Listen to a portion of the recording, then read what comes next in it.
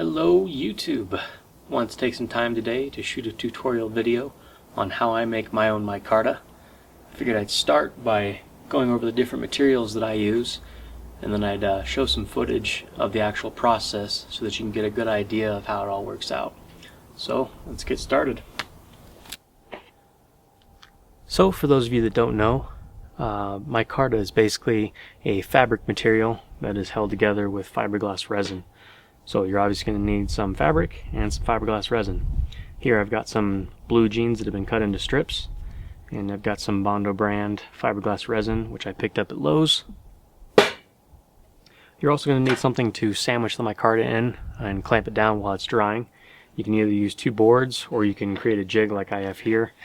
Essentially 3 sides to it and then a board that fits in, and you sandwich your micarta in there, clamp it down. You're going to want to line this with wax paper. You'll need wax paper, and that basically just prevents the micarta from bonding to the wood.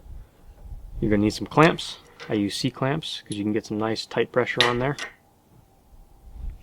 And you're going to want some protection. I recommend wearing a respirator and using gloves. I use nitrile gloves because they're chemical resistant. Now this does generate a lot of different fumes which are pretty unpleasant, so I recommend the respirator for that, but I recommend it definitely when you are sanding the micarta or cutting it, because when you work with it, it'll create a very fine dust and it gets everywhere, and that dust is toxic, so you're not going to want to get that in your lungs. Now when you make micarta, you're going to want to make a piece that's a little bit larger than what you're actually going to need, because you're most likely going to end up with some pretty rough edges that you'll need to cut off, making your final piece a little bit smaller. And when I'm making my micarta, I like to experiment a little bit with the different materials that I'm using. On this piece here, I alternated a piece of orange fabric with some black cotton fabric and just alternated those in the different layers, because when you sand into it, it'll give you some pretty cool effects. The footage I'm going to show you now was actually taken from a longer tutorial video that I shot over the summer showing you how to make your own homemade knife. I'm going to add the link to that somewhere here in case you'd like to check that out. And without further ado, here's the process. And through the magic of editing, it's suddenly summer again. Here I'm just measuring out the hardener before adding it to the resin. And once you add your hardener to the resin, you're going to have about 12 to 20 minutes to work, from my experience, before it starts to set on you. And you'll know it's starting to set because it'll start generating heat and it'll start turning into jelly. You'll get these globs of jelly that start forming in there, and that's when you're about out of time. This will set faster on you in warmer weather, so if you're working in the heat, you might want to add a couple less drops of hardener to buy you some extra time. Now you'll notice I'm not using the jig that I showed you earlier. This is before I built that. And this makes the clamping process a little more difficult because using these 2 separate boards, when you clamp it down, the stack of fabric tends to slide around on you with all that resin in there, making it rather difficult to get it clamped down evenly, which is why I made that jig. But I just took the first board, laid some wax paper on it, tried to tape it into place, which is nearly impossible since it's coated in wax. And I just put some resin on the wax paper, laid my first strip of fabric down, coated that in resin, and you lay the second piece down, coat that in resin, get it nice and saturated, and just repeat that process over and over again. You want to make sure you get each piece fully saturated so you don't have any air pockets in your final product. But if you put too much resin on there, clamping it down can be a little more difficult. You'll have a lot more extra resin oozing out, and the stack of fabric will tend to slide around on you like I was saying. But I'll just speed the process up here, because I'm pretty sure by now you've got a general idea of what's going on. And I do like to lay plastic down because this is a very messy process, especially when you clamp it down and all that extra resin oozes out. I've also got my gloves taped to my forearms to try and keep the resin off my hair, because it is quite painful to remove.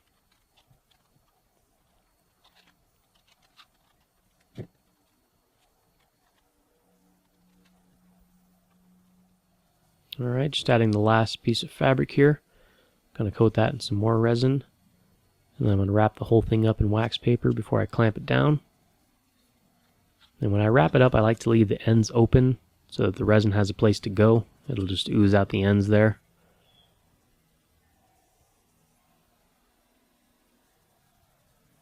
And also, when you wrap this up in the wax paper, you're going to want to try and squeeze all those air bubbles out, because it'll give you a smoother finished product.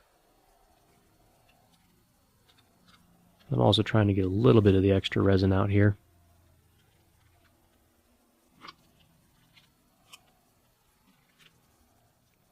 So here I'm just adding the second board before I clamp it down. I've also got that wrapped in wax paper to keep it from sticking. And getting the pressure even on these clamps is a little difficult. Here I'm just adjusting the pressure, but when you clamp it down, the stack of fabric tends to slide around on you as the extra resin oozes out, making it kind of difficult to get even. This is where all the extra resin is going to ooze out, so make sure you're doing this over plastic. And once you're done, you just let it sit for a few hours and cure. Now I let mine sit for a couple of days because I had some things to do, but it takes a few hours to harden, and I think it's about 24 hours to fully cure. And once it hardens, just remove your clamps, pull the two boards apart, and the wax paper prevents the micarta from sticking to the boards, but the wax paper is going to get stuck to your micarta, especially on the rough edges there. But you're going to cut those edges off anyway, so it's not too big of a deal.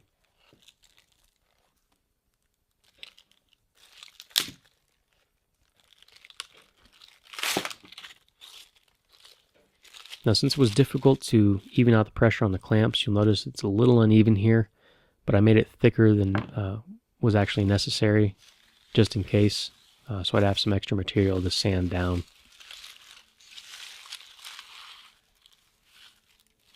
And right now I'm just cutting the rough edges off. You're going to want to wear your mask for this part, because it does generate very fine dust, kind of like powdered sugar almost.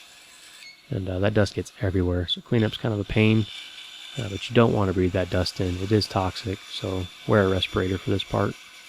Or at the very least, some kind of dust mask.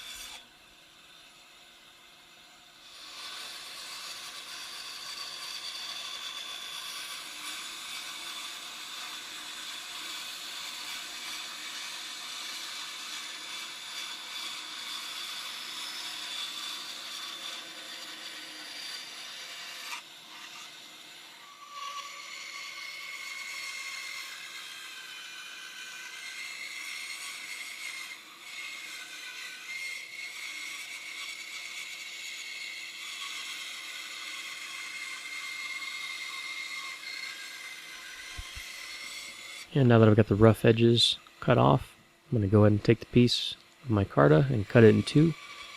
So I'll have two individual pieces to use for my handle scales on my knife. And right here I'm just going to check to make sure they're even. You can see that the thickness is uneven, because like I said, it's difficult to adjust those clamps with the stack moving around on you.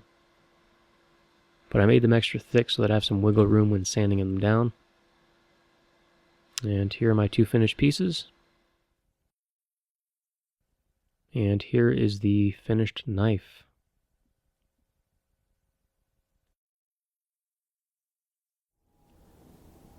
Hope you found the video helpful.